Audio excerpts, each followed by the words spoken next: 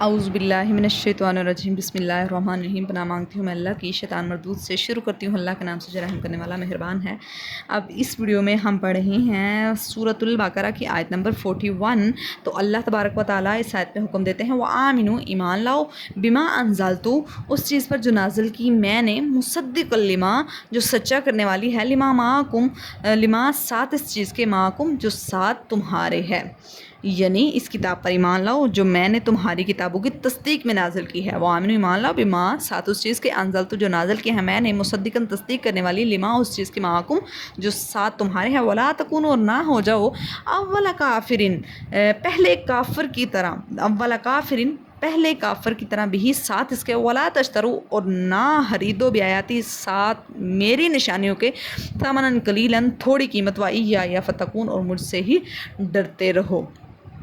تو اللہ نے یہاں پر آیات کو بیچ کر اس کی قیمت کھانے سے بھی منع کیا۔ اب آیات کو بیچنے کا مطلب کیا ہوا کہ یہود و نصارہ جو تھے وہ آیات کو اپنے ہاتھوں سے بدل دیا کرتے تھے، تورات کی آیات کو، ٹھیک ہے، یعنی وہ اپنی تورات کو اپنی مرضی کے مطابق علماء کرام جس طرح چاہتے بدل دیتے، تو پھر اس کی قیمت وصول کرتے۔ کوئی فتویٰ لینے آتا، کوئی مسئلہ دریافت کرنے آتا تو وہ تورات کو بدل ہی دیا کرتے تھے۔ تو اللہ نے یہاں پر فرما دیا کہ وَلَا تَشْتَرُوا بِآيَاتِي ثَمَنًا قَلِيلًا، میری آیتوں کو بدل کر حقیر معاوضہ نہ لو، وَإِيَّايَ فَاتَّقُونِ، اور مجھ سے ہی ڈرتے رہو۔ اس سے اگلی آیت مبارکہ ہم نے پڑھی ہے 43، تو اس میں ہم نے تفصیل کے ساتھ اس آیت یعنی جتنی بھی حدیث آتی ہیں 3 سے 4 تو وہ ہم نے ڈسکس کی ہیں، جس میں ایک حدیث یہ ہے کہ جس شخص نے حق بات کو چھپایا اس کے منہ میں کل قیامت والے دن لگام ڈالی جائے گی آگ کی۔ دوسری حدیث اس ویڈیو میں ہم یہ ڈسکس کر چکے ہیں کہ نبی کریم صلی اللہ علیہ وسلم نے فرمایا جن کاموں پر تم مزدوری لیتے ہو، قرآن پر مزدوری لینا ان سے زیادہ حق ہے، یعنی اگر قرآن حق اور سچ کے ساتھ بیان کیا جائے اور کوئی آپ کو مزدوری بھی کوئی دے رہا ہے تو پھر اس کو لینا جو ہے وہ ناجائز نہیں ہوگا، حرام نہیں ہوگا۔ اسی طرح ایک اور ہم نے حدیث پڑھی، وہ یہ ہے کہ دنیا کمانے کی غرض سے جو علم سیکھتا ہے وہ جنت کی خوشبو بھی نہ پا سکے گا۔ اللہم لا تجعلنا منہم۔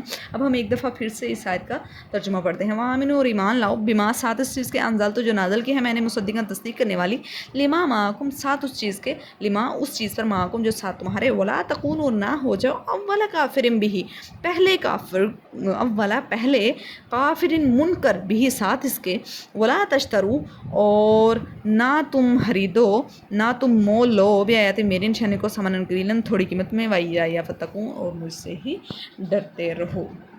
صدق اللہ العظیم وما علینا الا البلاغ المبین۔ اللہ سے دعا ہے اللہ ہمیں عمل کرنے کی توفیق عطا فرمائے اور حق اور سچ کو بیان کرنے کی بھی توفیق عطا فرمائے، ہمارے قول اور فعل کے تضاد کو ختم کر دے، ہمیں جہنم کی آگ سے بچائے، ہمیں جنت الفردوس کا داخلہ نصیب فرمائے، آمین آمین یا رب العالمین۔ صدق اللہ العظیم۔